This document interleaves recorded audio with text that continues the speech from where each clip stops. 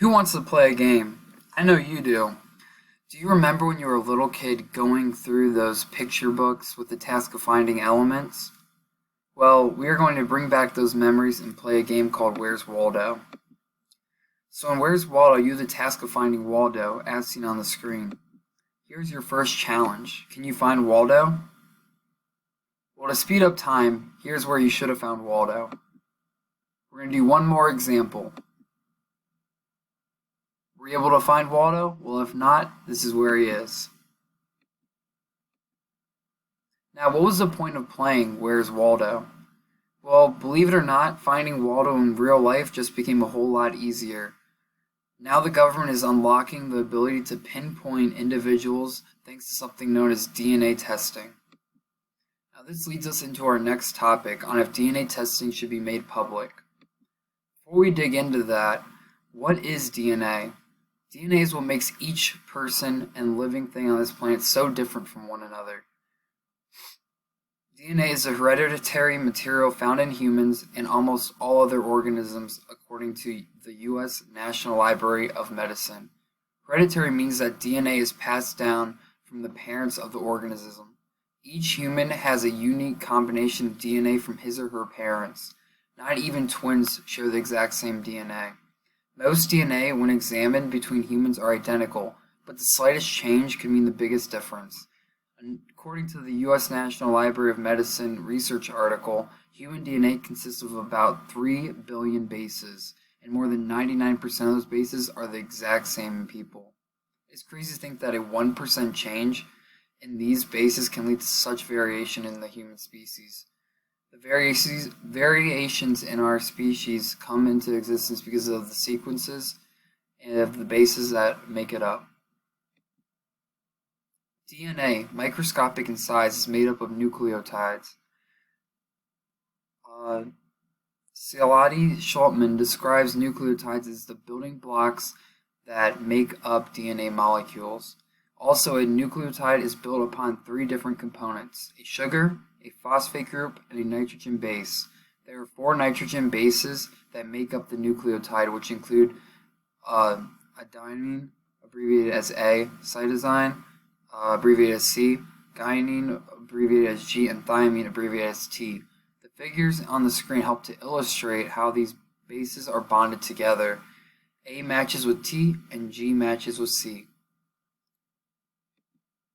DNA testing originated in 1987 when investigators used DNA testing to pinpoint a suspect of rape. Researchers used DNA testing to convict criminals of crimes, see genetic deficits in people, and see the likelihood of an individual contracting an illness. When looking at criminal cases, researchers figure out DNA profiles by looking at the repeats in DNA sequences. As seen in the image below, in figure 5, demonstrates how forensic scientists use markers to tell the differences between individuals. DNA testing has become widely used in the field of criminal justice, but where else has it become prevalent? Not only is DNA testing being used in criminal cases, but also in the cases of personal interest. In present day, these are some of the DNA testing agencies that have become immensely popular. MyHeritage, Living DNA, 23andMe, and Ancestry.com are just some of the few examples of these organizations. Now, this leads us to, should DNA testing be made public?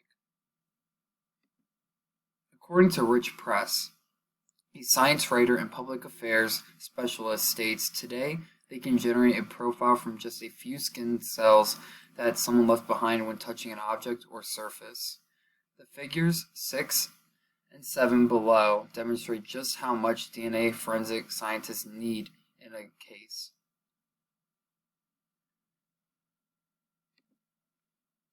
Not only will DNA testing help aid in the examination process for criminals, but it will also help families and friends prepare for hard circumstances. For example, knowing a loved one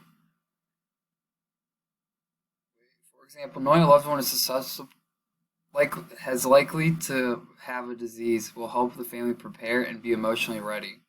Now, DNA testing does not guarantee an individual will contract a disease in the future, but it does help show possibilities. For example, let's say DNA testing shows that an individual is higher risk for dementia. The family could have time to prepare and could possibly have a strategy in place to prolong the symptoms. The sooner an individual knows this data, the sooner they can fight to prevent it. With this possibility, the individual will be able to know the timeline of their life and make sure they live out every single moment. One last reason DNA testing should be made public is for scientific research. Look at the Human Genome Project, for example.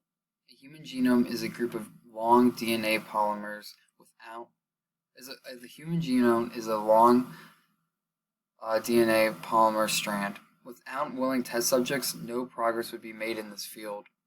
An example of improvement can be seen in the cost per genome. In a UCLA law study article, it states whereas sequences roughly cost $100 million per genome in 2001, by January of 2015, the benchmark of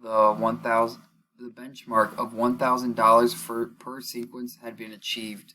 This major achievement was able to be done due to the research and the willingness of people to supply their information.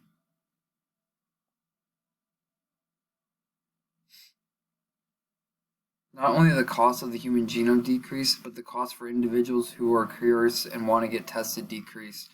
According to a British Journal of Sports Medicine research article, it now costs less than $1,000 and continues to fall for individuals to be tested. Imagine what researchers and scientists will be able to perform in the future with this broad research and more people being willing to help. The future is bright, and DNA can expand all of our possibilities, and this is why publication is essential. Now, many people also disagree and believe that it should not be public. DNA test results need to be kept confidential for the best interest of individuals.